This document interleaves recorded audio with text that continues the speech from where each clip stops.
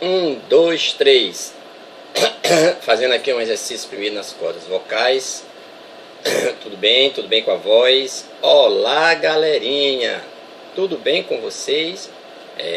Mais uma videoaula do professor Alan Calver.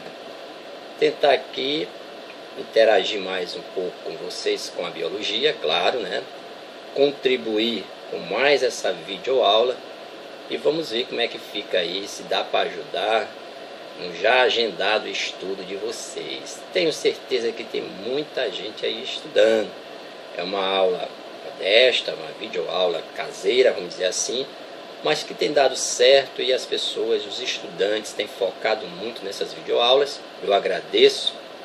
Nós temos esse canal aí no YouTube que aos poucos, né, está chegando onde a gente quer, né? Está contribuindo de uma certa forma. Também eu tenho uma participação muito direta com os grupos de estudos. É porque assim, gente, ó, na verdade, eu gosto de utilizar essas ferramentas da internet que a gente dispõe ou disponibiliza, as redes sociais, como uma forma de trabalho, um mecanismo de contribuir com o processo de ensino-aprendizagem. Essa questão das redes sociais depende do perfil de cada usuário. Eu escolhi esse, divulgar o conhecimento. É claro que a gente pode utilizar para as outras coisas. Eu utilizo. Raramente eu falo de outras coisas mais pessoais. Gosto também, assim como todos, de tirar um selfie, as fotos. Mas o meu foco principal é o processo de ensino-aprendizagem, através da biologia. Você sabe que a biologia ela está no nosso dia a dia. Então é uma disciplina que eu tento passar de forma agradável, para não ter uma certa rejeição com relação ao aprendizado da biologia. Porque assim, eu percebo nas escolas que a gente trabalha, que alguns alunos têm uma certa rejeição, uma resistência a estudar a biologia, que não é tão simples a biologia. Porque é uma disciplina onde tem muitos termos técnicos científicos. Essas palavras, essas pronúncias. Veja bem, ácido desoxirribonucleico. Fica até ruim do sujeito pronunciar. Aí os alunos vêm uma chadeira doida, Mas assim, a gente tenta passar de uma forma bem light. O aprender da biologia do dia a dia. Porque na verdade você não tem que decorar nada. Você tem que absorver o conhecimento, reter o conhecimento. Reter o conhecimento numa memória chamada de memória que eu chamo de RAM. É a memória automática de raciocínio. Porque se você decorar, com o passar do tempo, quando você voltar a ver que aquele mesmo conteúdo, fatalmente você já esqueceu. Agora, quando você retém o conhecimento, você absorve o conhecimento, com certeza você só vai relembrar e volta de novo a entender o que você estudou lá atrás. É por isso que muitos alunos, estudantes, terminam o antigo segundo grau, o ensino médio hoje, e volta a fazer o preparatório para o vestibulares e Enem, porque não aprendeu na época certa. Tem uma videoaula minha falando, dando orientação de como aprender de fato os conteúdos. São dicas que eu dou nessa videoaula que você vai se basear, mas vejam lá no meu canal no YouTube, como aprender, como estudar. Aí você tem que ter esse raciocínio, esse entendimento, na verdade, de aprender no tempo certo. A sala de aula ainda é o melhor local de aprender. Exijam do professor, sejam alunos carrapatos. Se a aula tem 50 minutos, tentem aprender 40 minutos, 30 minutos. Claro que você não vai ficar ali muito concentrado a ponto de ficar em continência toda vez. Isso não é um quartel militar, tem que relaxar. Então eu deixo meus alunos relaxarem. Mas na hora de a gente buscar aquele entendimento, aquele determinado conteúdo, é atenção redobrada, nada de conversas paralelas. Na verdade, ainda mais numa época dessa de preparatório para o Enem, principalmente. Então, meus amigos, fazer uma aula aqui um pouco tranquila, o ambiente é caseiro, vocês estão vendo aqui, eu estou aqui na minha cadeirazinha, bacana, a coluna aqui já está firme.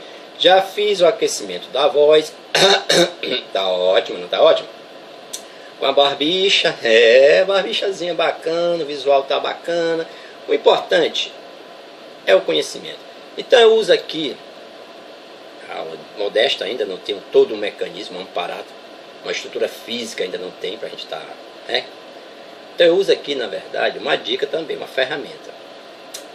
Um site que eu chamo de planetabil.com. Ele é chamado de planetabil.com. O Planeta Bio eu uso em sala de aula. Ele é um dos 10 melhores sites de biologia. Mais um para vocês. Quem já conhece, tudo bem. Então hoje eu escolhi um assunto chamado de composição química dos seres vivos. Uns chamam de substâncias orgânicas e inorgânicas. Na verdade, você sabe que o nosso organismo é constituído por muitos elementos químicos. Então hoje nós vamos fazer aqui uma geral, vamos detalhar algumas coisas, vamos falar de alguns casos e dar exemplo, contextualizar para ficar melhor o entendimento com relação a esse assunto, certo? Então aqui nós temos, dentro desses elementos químicos, dentro dessa composição química dos seres vivos, dentro dessas substâncias orgânicas e inorgânicas, nós temos aqui as inorgânicas, mais conhecida delas qual é? Claro que é a água, né? A água, olha, por que eu fiz assim a água? Porque nosso corpo, a maior porção de constituição dele, a composição maior dele é de água. Nosso peso corporal equivale à água. É por isso que quando a gente adoece, a gente tem que se reidratar o mais rápido possível. A questão da água no nosso organismo ela é fundamental. A água ela é funcional no nosso organismo. Nosso peso corporal, nosso índice de massa corpórea, a maior parte, cerca de 70%, é apenas água. Nós somos feitos com água. Aí eu fiz assim, para ver a consistência. É jovem ainda, né? 40 e poucos anos, né? Aí você vê aqui que a água ela pode ter essa consistência aqui alterada, as pessoas vão ficando mais senis, mais idosas. E essa prega aqui que eu fiz aqui, ela volta muito devagar na pessoa mais idosa, certo? Faça o teste aí com vocês. Quando é mais jovem, mais água tem. Vou comparar assim, quem é que tem mais água? O embrião ou o feto? Quem é mais jovem? O embrião. Então o embrião já tem mais água que o feto. Faça essa comparação aí da quantidade de água de acordo com a idade. É uma das comparações que você pode fazer. Um dos fatores da variação da quantidade de água. Quanto mais jovem, mais água tem. Quem é que tem mais água? O feto agora ou o recém-nascido? O feto tem mais água do que o recém-nascido. O feto é mais jovem do que o recém-nascido. Quem é que tem mais água? Recém-nascido ou o adolescente? Não, recém-nascido, claro. E quem tem mais água? O jovem ou o idoso? O jovem. Então, quanto mais jovem for, mais a taxa, a quantidade de água ela aumenta, ela tem mais água, certo? Mas tem outros fatores que têm a ver com a variação da quantidade de água no organismo. Tipo, atividade do tecido, por exemplo. A atividade do tecido significa dizer o seguinte: o tecido nervoso, que faz parte do sistema nervoso, que tem os neurônios, a atividade metabólica dele é mais intensa, ele trabalha mais, por exemplo, que o tecido ósseo. Já está dizendo, é osso. Paradinho ali, né? Sequinho, aquela coisa toda. Quem tem mais atividade metabólica no organismo? É o tecido nervoso ou o tecido ósseo? Tecido nervoso. Então, quem é que tem mais água? É o tecido nervoso. Gente, é muito simples entender por que o tecido nervoso tem maior atividade metabólica. Gente, até para eu falar aqui com vocês, precisa de oxigênio no cérebro. Oxigênio é um elemento químico, né, professor? Sim. O O2 falado, o oxigênio, está presente na molécula da água, H2O.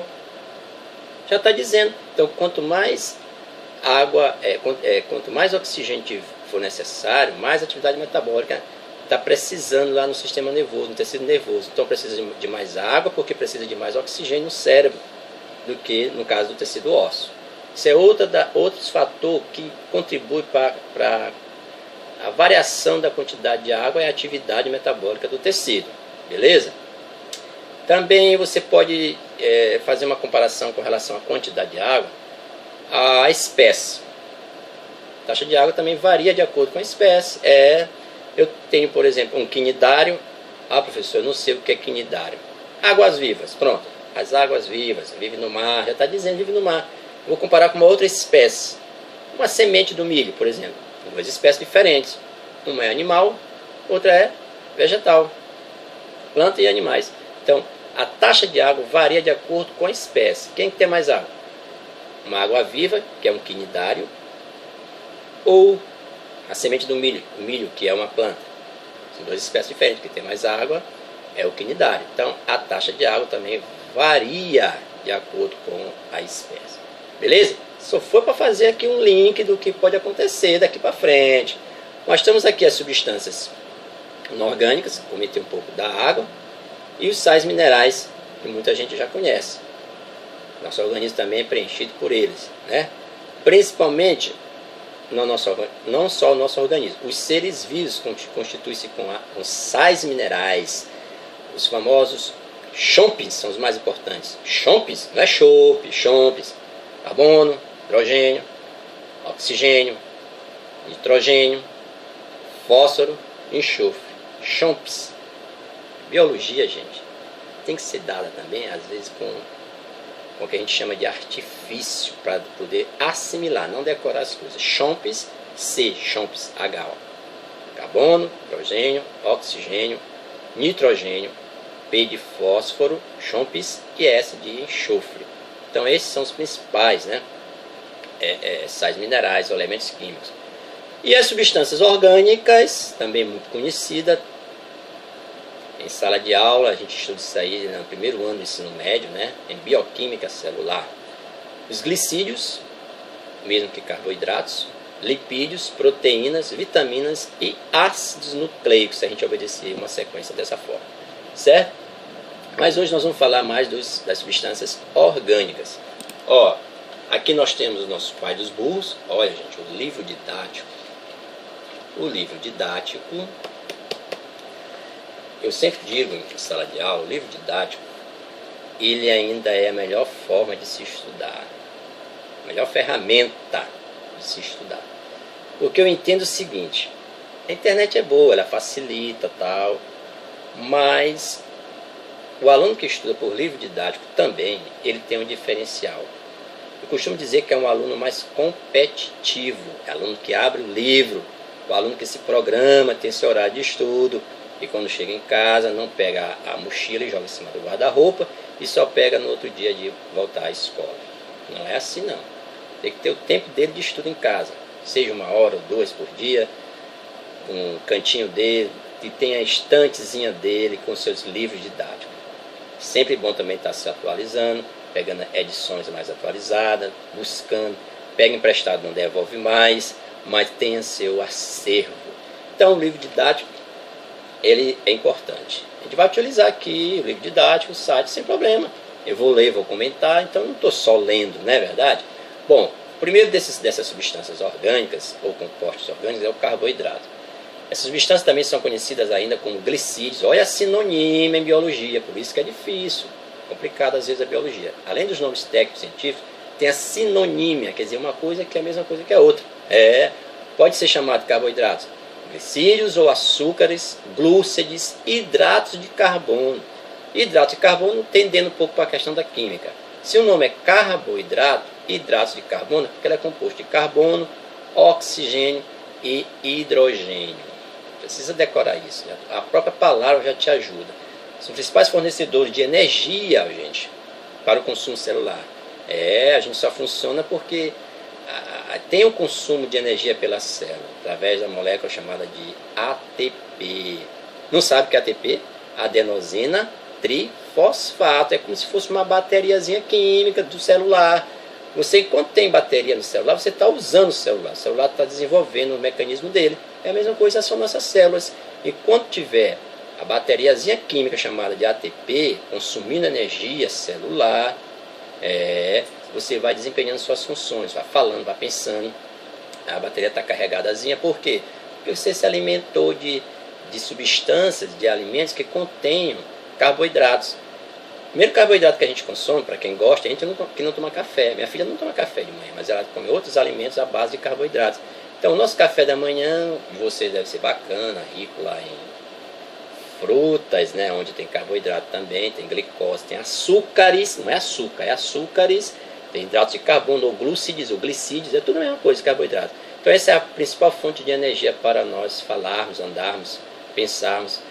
as mulheres falar demais, opa, tem que ter energia. Então o ATP é a bateriazinha química lá presente nas células, que vai consumir essa energia celular, certo? Os carboidratos possuem função energética, são constituídos pelos átomos de carbono, já falei, hidrogênio e oxigênio, CHO, quimicamente, né? Eles podem ser classificados quimicamente através da sua estrutura molecular em monossacarídeos, isso aí é conceitual, né? E disacarídeos, né? A fórmula geral dos monossacarídeos, quem lembra? CnH2ON. Cn é o número de átomos de carbono, o Nzinho quer dizer o número de átomos de carbono, né? Aí tem H2ON. Então, você colocando, por exemplo, eu tenho uma fórmula estrutural Cn, aí H2O entre parênteses e o Nzinho. O N é o número de átomos de carbono. Você tem, por exemplo, esse N igual a 5. Vai ser então a fórmula C5H10, porque o Nzinho é o 5 que multiplica o 2 da água, H10O5. CnH10O5, que carboidrato é esse? Com 5 átomos de carbono. É uma pentose. Pentose é C5, 5 penta. Se eu tenho esse N igual a 3, então como é que fica a fórmula estrutural? C3H6O3. C3H6O3. C3 é uma triose. E assim vai. Onde o N é igual ao número de átomos de carbono. Certo? Muito bem. Então nós temos os carboidratos podem ser classificados conforme a estrutura molecular em monossacarídeos e disacarídeos. Beleza? Os monossacarídeos podem ser absorvidos diretamente pelas células, diferente dos disacarídeos. E também dos polissacarídeos. Ainda tem os polissacarídeos, monossacarídeos, disacarídeos e os polissacarídeos. Então, os monossacarídeos podem ser absorvidos diretamente pelas células, diferente dos disacarídeos e dos polissacarídeos. Já explico por quê. Que necessitam sofrer digestão. Para que sejam transformados em monossacarídeos, para ser quebrado. A molécula é grande para ser quebrada em moléculas menores, para ser absorvidas pelas células, certo? A glicose ela é amplamente consumida pelo organismo por meio da obtenção de energia, certo? Provém dos vegetais fotossintetizantes. Aí eu já paro bem aqui para fazer um comentário. Gente, se fala em glicose, fala em produtores, fala em seres vivos fotossintetizantes. É o primeiro nível de energia numa cadeia alimentar. É o nível mais energético, que são dos produtores. Sem eles não tem... esses alimentos que a gente consome, vem a partir deles. O arroz, ele é um carboidrato? É um produtor, é planta. O que é produtor? Planta. Seres vivos fotossintetizantes. É o primeiro elo de uma cadeia alimentar. É o elo mais energético, é o nível mais energético. São os produtores, são seres vivos fotossintetizantes. Beleza? Então provém dos vegetais fotossintetizantes. A frutose também é usada como fonte de energia e é encontrada em diversos frutos. A galactose participa da composição do leite. É assim. Qual é o carboidrato presente, por exemplo, no alimento que é o leite? Aí você coloca, é a galactose. Da fruta, frutose, e assim por diante. Do malte, maltose. Maltose é o carboidrato presente no malte. Malte para a produção de cerveja. Que produz o malte. A maltose é o carboidrato, é a molécula energética do malte. Eu sempre falo assim, a cerveja, quem toma cerveja, tem o famoso barriga de chope. O que é o barriga de chope?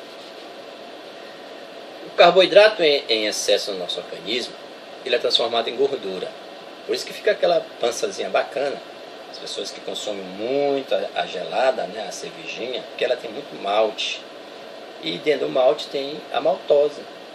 Então, maltose é um disacarídeo, que é um carboidrato. Quem constitui a maltose, a composição química da maltose, são duas moléculas de glicose. Glicose é o carboidrato mais simples, que é monossacarídeo. Então, para dar maltose, eu tenho que ter duas moléculas de glicose. Então, maltose será glicose mais glicose. É assim que funciona na classificação lá. Depois vocês dão uma olhadazinha nessa classificação, é melhor. Então, o barriga de chope, ele está consumindo duas vezes glicose.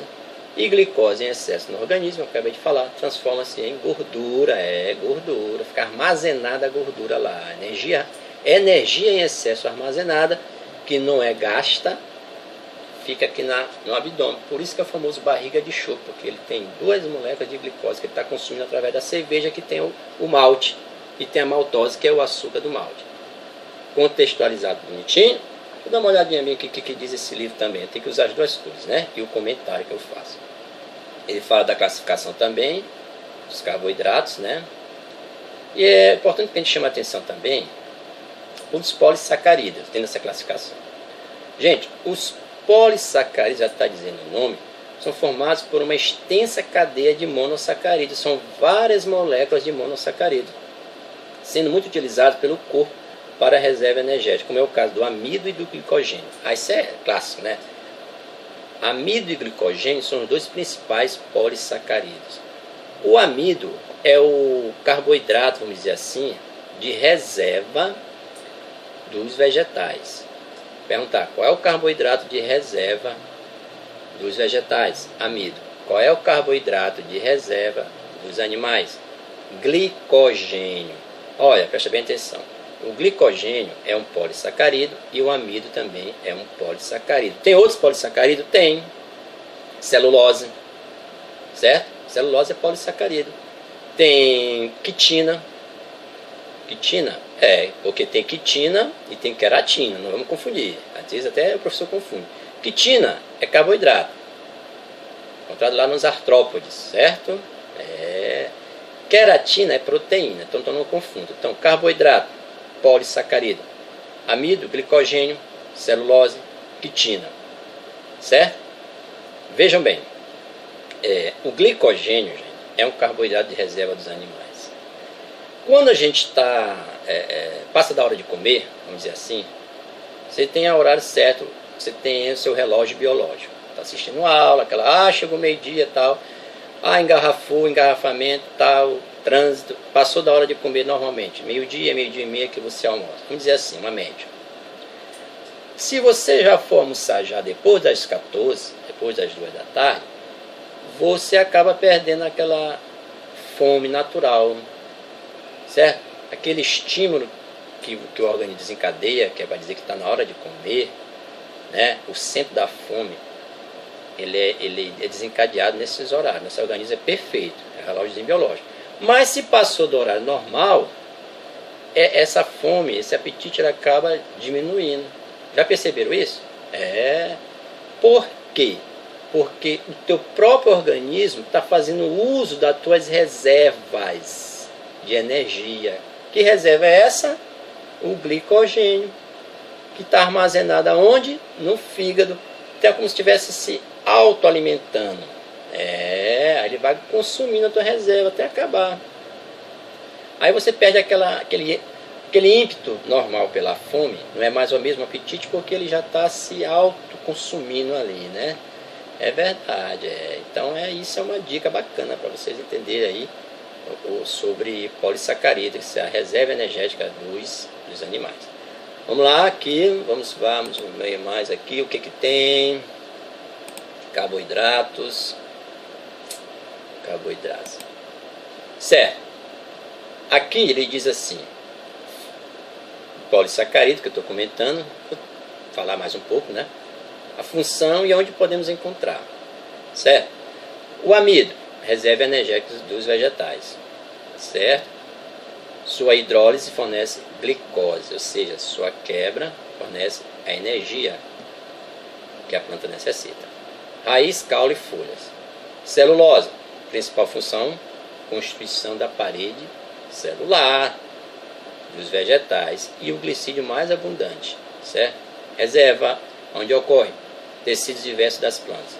Glicogênio, reserva energética dos animais, sua hidrólise, sua quebra fornece glicose. Onde podemos encontrar o glicogênio? Armazenado no fígado e nos músculos, faltou falar. Nos músculos também tem glicogênio. E a quitina é um carboidrato, é um glicídio que está associado a proteínas, certo? Forma o exoesqueleto dos artrópodes. Exoesqueleto é o esqueleto externo, certo? Que tem a principal função da quitina é proteção contra a desidratação.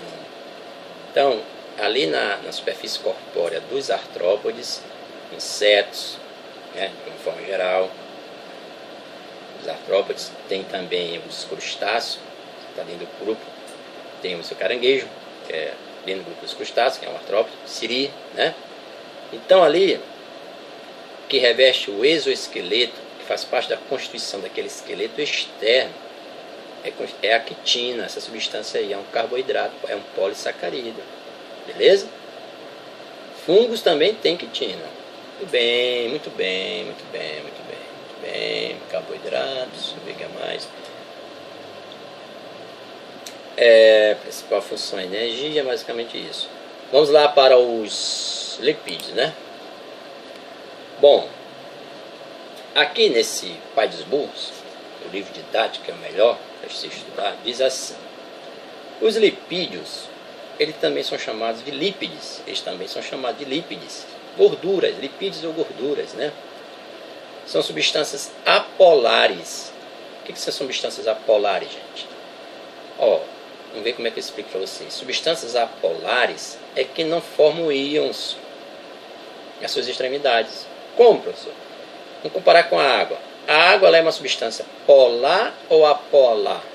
Polar, tem polaridade, tem energia lá iônica nas extremidades dos elementos químicos.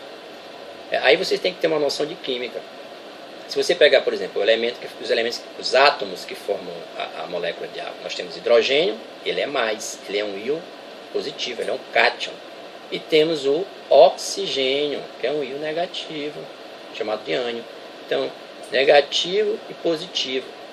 Polar. Lembra da extremidade das pilhas? Tem que ter um positivo e negativo. Então, quando é polar, porque tem nas extremidades essas cargas iônicas, certo? Aí é polar. Já os lipídios não tem. Os lipídios são apolares. As gorduras são apolares. Mais uma dicasinha para vocês entenderem melhor. Água e óleo se misturam? Não se mistura. Por quê, gente? Olha, se misturasse, seriam polares. No caso, o óleo, que é a gordura, seria polar, porque ia ter a reação entre as cargas carregadas da água e do óleo. Eles se atrair. Aí, quando são miscíveis, é porque se atraiu, mistura, né? Como elas não são, uma é polar, outra é apolar, não tem como. Porque a gordura, o óleo, na água, ele é apolar, não tem como ter uma reação. Por isso que água e óleo não se misturam. Ficou legal para entender? Beleza, né? Então aqui, também chamado de lipídios, são apolares, também chamado de lípides, gorduras, os lipídios, né, são apolares, são substâncias apolares. Portanto, não solúveis em água, acabei de explicar o porquê. Aí temos os exemplos. Aqui no livro diz assim: temos os carotenoides, que são aqueles pigmentos de seres vivos, como o caroteno, né, que dá cor alaranjada à cenoura, por exemplo, lipídios, carotenoides. E as xantofilas, que dá cor às algas vermelhas. Então, em relação à pigmentação, os carotenoides, que o carotenoide é um tipo de lipídio, ok? Tem os famosos triglicérides ou triglicerídeos. Já ouviu falar, veja bem, são as gorduras e os óleos que se acumulam em células adiposas, atuando na reserva energética e no armazenamento de ácidos graxos. Graxos é gordura. Então, os triglicéridos, muito conhecidos nos exames, hemograma, medir o triglicerídeo, é medir a taxa de gordura que está ali, aí vem a presença ou não de placas de ateroma. Aí vem a questão do consumo de gorduras saturadas em alguns alimentos, fast food. Então, ver como é que está o diâmetro dessa gordura na parede das artérias. Por isso que se mede a taxa de triglicérides, o triglicerídeo, para ver a taxa de gordura, de tecido adiposo. Certo? Tem os fosfolipídios, que é outro tipo de lipídio. Fosfolipídios, formados por duas moléculas de ácidos graxos, e uma de fosfato, ligada a uma molécula de glicerol. Glicerol é o nosso álcool, né? Lipídios é o glicerol, né? É o álcool, né? constitui a composição básica da membrana plasmática das células. Gente, constituição básica da membrana plasmática da célula. Composição química da membrana plasmática: lipoproteica, quer dizer, que tem lipídios e tem proteínas. Tem ainda dentro dos lipídios os cerídeos. Os cerídeos são representados pelas ceras, usadas pelos seres vivos, principalmente para hipermeabilização das superfícies, como folhas e frutos. Os cerídeos, vamos dar um exemplo bem prático, contextualizando o exemplo de cerídeos, ceras, desses tipos de lipídios. As aves, elas, quando tem uma chuva que não seja torrencial, vocês observam que elas não ficam ali pegando aquele chuvisco, né, em cima de uma árvore, ali no galhozinho. Muitas das vezes elas estão ali e não se molham. Por quê? Já observaram as aves também passando o bico sobre as penas? Na verdade, quando ela está passando aquele bico sobre as penas, elas estão impermeabilizando as penas. O que é isso? Tem uma glândula chamada, o nome da glândula, meu Deus, fugiu agora. Elas secretam cera. Enquanto lá na caudazinha dela. Uropigianas, às vezes dá um branco. Uropigianas, essas glândulas secretam ceras. Então as aves espalham a cera, que é um lipídio, aí vem cerídeos, sobre as penas. Água e óleo não se misturam, acabei de explicar, certo? Então elas acabam não ficando encharcadas, porque a função dos cerídeos é a impermeabilização, certo? Outra ideia de cerídeos é você observar nas folhas. As plantas também têm ceras. A cera de carnaúba, que é uma planta muito conhecida no Nordeste. E você observa, por exemplo, numa folha de uma planta, tipo a mangueira, chega a brilha, né? Dá para só usar como espelho. Então aquilo ali, na superfície daquelas folhas também tem cera. São os cerídeos. São, na verdade, lipídios. Beleza? E ainda tem os esteroides, que são lipídios relativamente complexos, como o colesterol, muito falado, que tem importantes funções no organismo, porém pode ser nociva à saúde humana se em excesso. Agora vamos aqui, fazer um link aqui com o nosso site Planeta Bio. Aí ele dá uma classificação dos lipídios, né? Dos simples aos mais complexos. Vamos ler rapidamente essa classificação. Simples, possui em sua composição apenas carbono, hidrogênio e oxigênio. Os complexos, os lipídios complexos, possuem em sua composição, além do carbono, hidrogênio e oxigênio, ainda tem o nitrogênio, o fósforo ou enxofre. Os lipídios simples é tipo um mapa conceitual. Eles podem ainda ser os glicerídeos, as ceras e os esteroides, certo? Quem são os glicerídeos? Óleos e gorduras. O quê? Ceras. Cera de ouvido, da colmeia das abelhas, das cascas das frutas, da pena das aves, que acabei de explicar.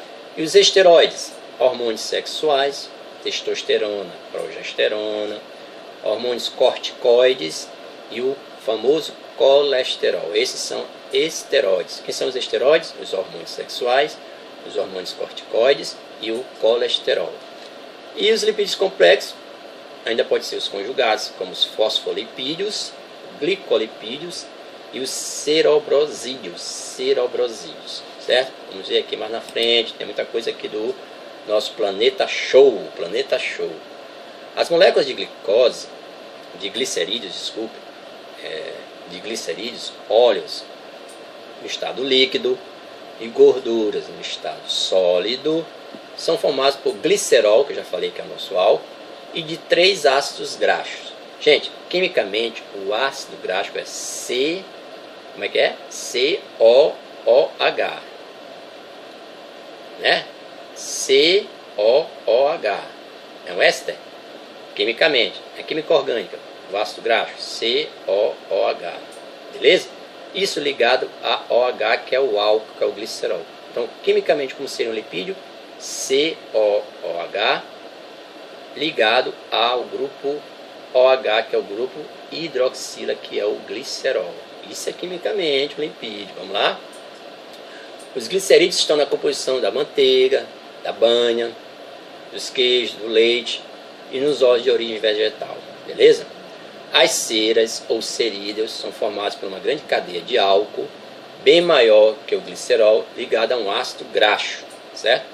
O ácido graxo nada mais é do que esse grupamento que eu acabei de falar, que é COOH. Os esteroides, por isso que vem de éster, né, são formados pela combinação estérica de ácido graxo com álcool policílico. Isso é química, ou seja, de cadeias fechadas. O aluno tem que ter ideia de química, porque a química e a biologia, elas são primas, elas andam juntas. Sabe o que é cadeia cíclica, cadeia fechada, né? Ou acíclica. Sabe o que é grupamento hidroxila, que é o OH, grupamento álcool, né, que é o OH, grupamento éster. Aí é estudar, fazendo aqui uma analogia com a química. Se não souber um pouco de química, fica difícil entender biologia e vice-versa. Então, eles são formados por importantes hormônios, quem? Os glicerídeos, né? Os lipídios, né, do corpo, além do colesterol. Beleza? A progesterona é um hormônio sexual produzido pelo corpo lúteo dos ovários. Atua no desenvolvimento da sexualidade feminina e na gravidez. Claro que a mulher ela não produz só esse hormônio progesterona. Tem a própria testosterona, você sabe disso, só que em pequena quantidade. Além de ter qual? Tem a progesterona e o estrógeno. E a testosterona, que é o hormônio sexual produzido pelo retículo endoplasmático liso. Olha lá uma função do retículo endoplasmático liso, que nem eu sabia. Hormônio sexual produzido pelo retículo endoplasmático liso. Ah, então entendi.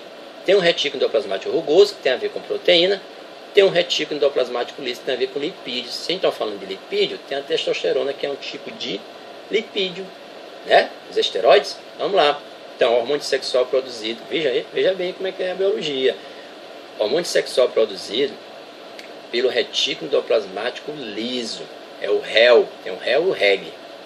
Não é o REG de dançar, não. É retículo endoplasmático granuloso e o REL, retículo endoplasmático liso. REL com L, né? Então, produzido pelas células do retículo endoplasmático lisos.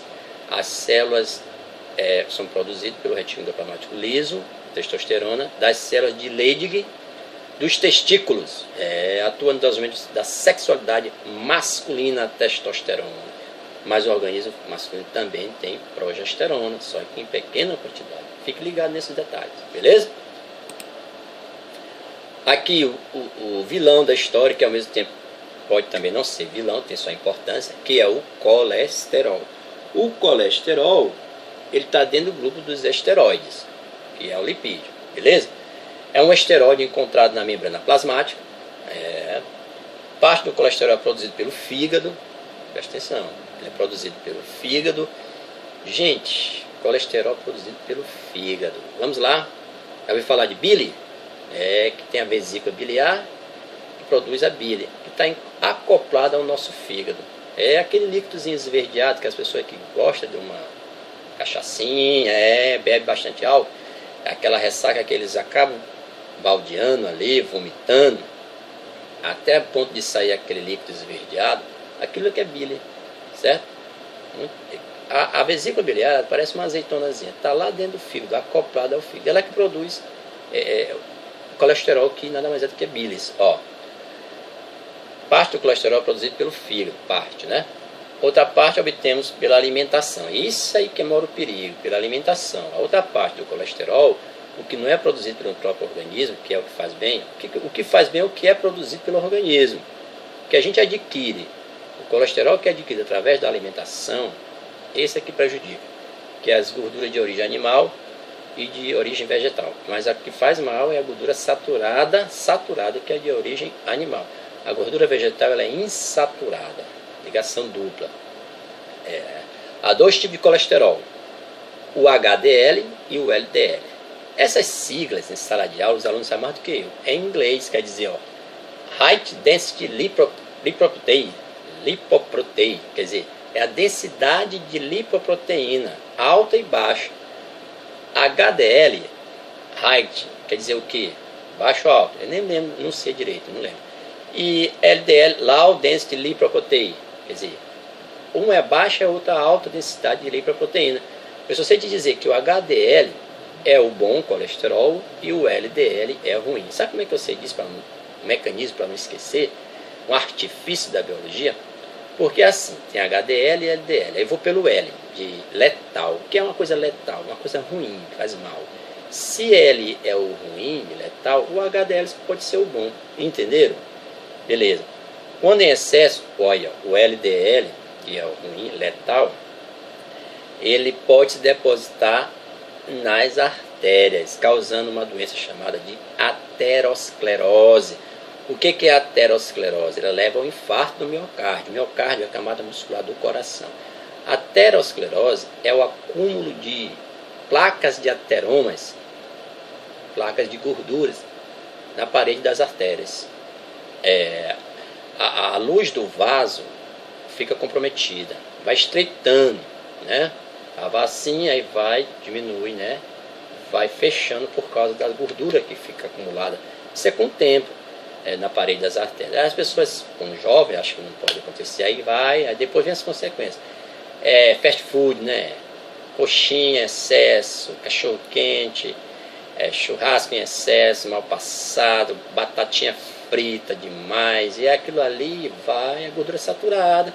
Gente, o óleo, ele só é prejudicial quando ele é aquecido, ele tem a quebra das ligações dele, fica saturado.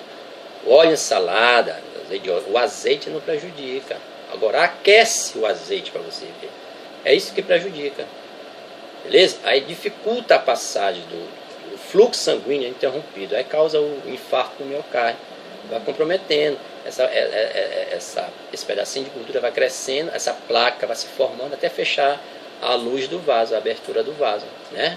Isso é placa de ateroma que causa essa doença chamada de aterosclerose, beleza?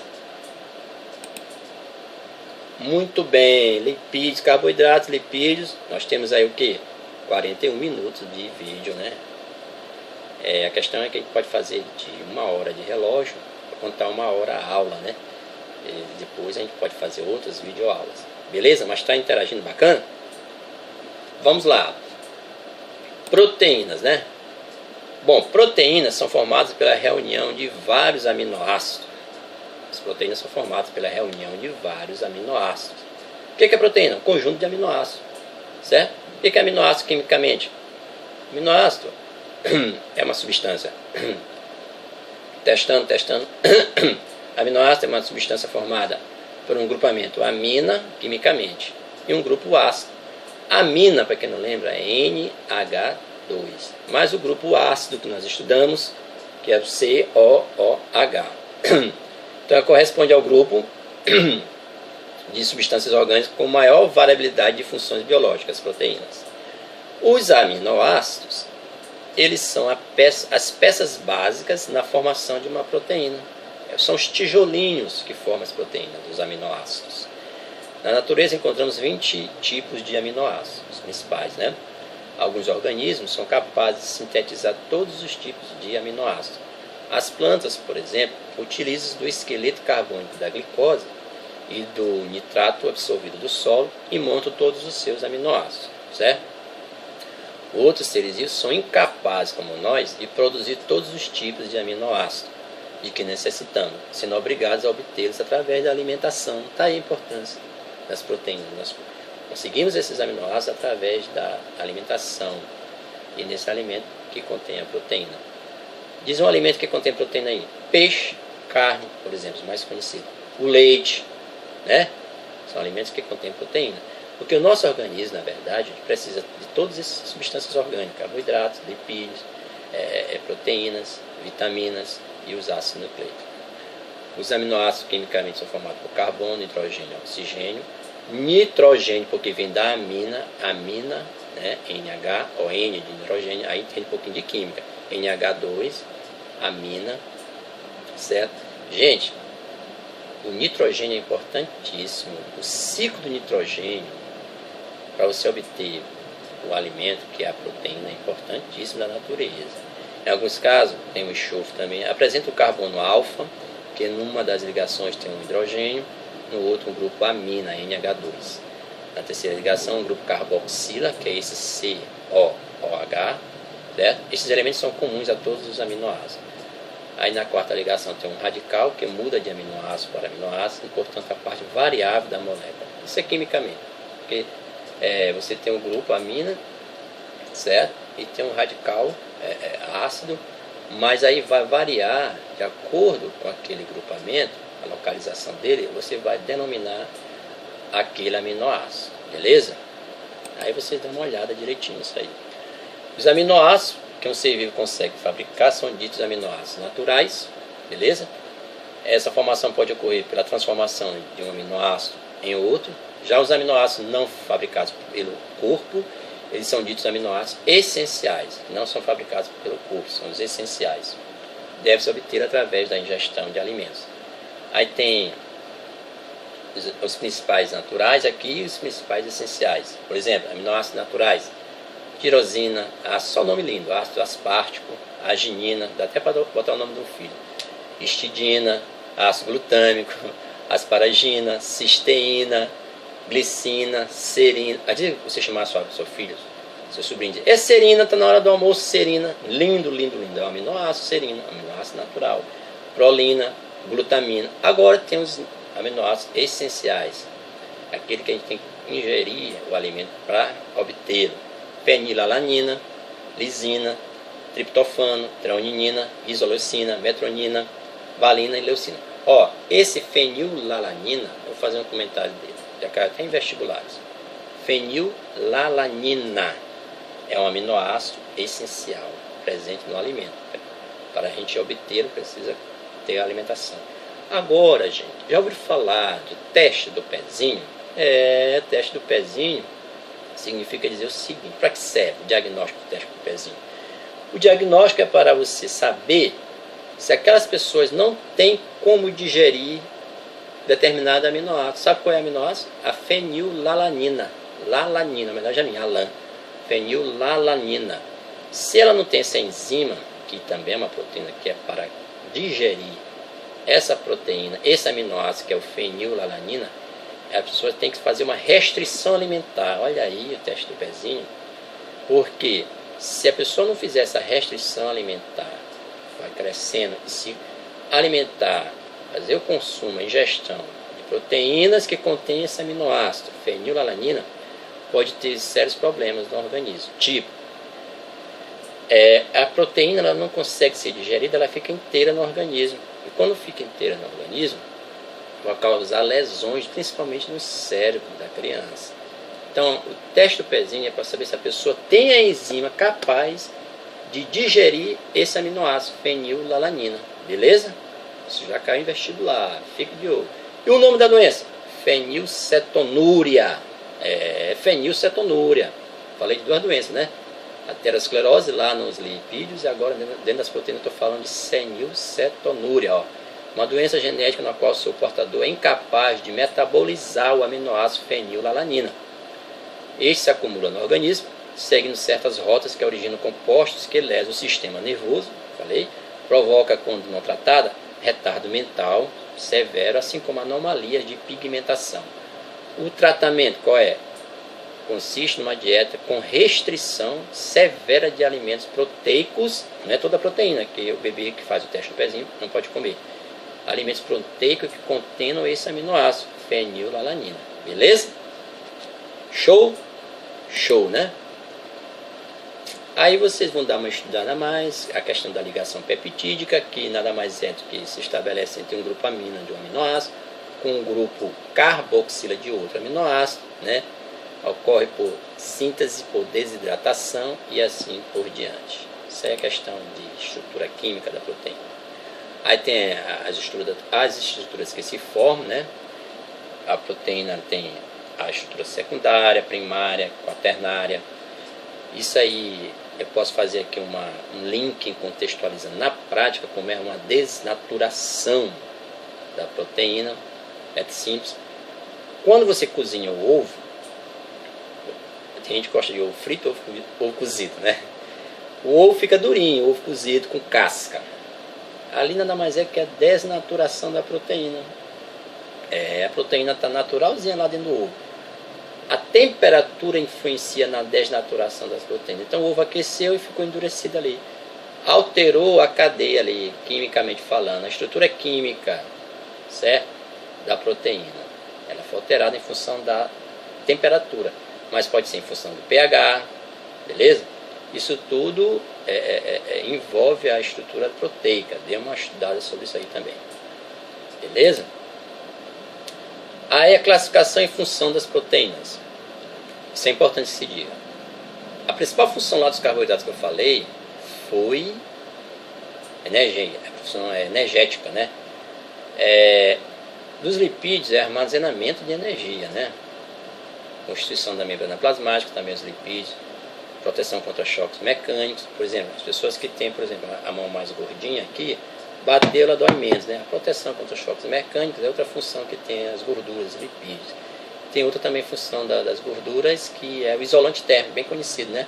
Por isso que aqueles animais vivem lá naquelas zonas mais amenas, friorentas, temperadas, nos polos. Os ursos polares são bem gordinhos, porque a camada de gordura ela protege contra o frio, ela isola o organismo, é isolante térmico. Essas são as funções atribuídas também aos lipídios. E aqui nas proteínas nós temos o que? Função estrutural, participa da formação das estruturas do organismo, certo? Por exemplo, a queratina, viu? Tem quitina, que é carboidrato, tem queratina. A queratina, gente, ela está presente nos cabelos, é proteína.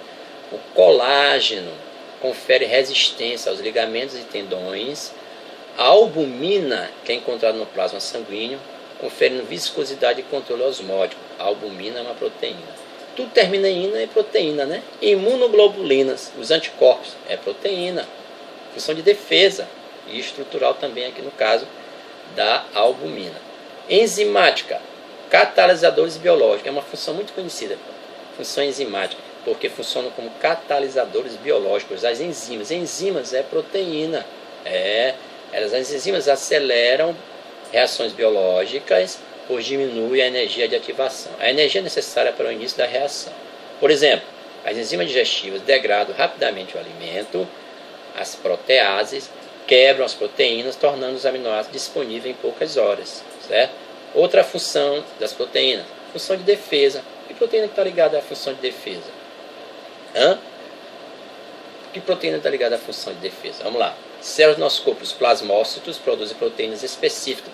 Os anticorpos, acabei de falar, imunoglobulinas, função de defesa. As imunoglobulinas, ina, proteína imuno, proteção, que atacam os invasores, os corpos estranhos, bactérias, vírus, protozoários. Então a proteína tem função de defesa também. Por isso que a proteína, gente, é importante para o nosso organismo. Ou ainda neutralizam toxinas. Função de transporte, outra função da proteína. Quem é que entra nessa função de transporte? Que proteína conhecida é essa? A hemoglobina, o pigmento respiratório, hemoglobina, ina. A hemoglobina é uma proteína associada a um metal que é o ferro, sendo capaz de transportar oxigênio para o nosso organismo. Então essa, gente, proteína é importantíssima, certo? Proteína, a melanina, que é a proteína que dá a cor, né, ao cabelo, aos olhos, à pele, melanina. Proteína também é importante. A proteína é importantíssima para a estrutura corpórea como um todo, a estrutura do organismo. E a síntese de proteína, que vocês têm que dar uma estudada, ela é essencial que o aluno entenda na biologia como é que se produz as proteínas. Qual é o mecanismo que se faz, as etapas para construir estruturalmente o nosso organismo. As proteínas são fundamentais. A síntese proteica que envolve lá o RNA e o DNA, principalmente o DNA, é importantíssimo que se entenda esse mecanismo de síntese de proteínas, que não é tão complexo, só dá uma estudadazinha, beleza? Outra função das proteínas, o movimento. Com o movimento, as proteínas têm contração, distensão. Contração, distensão.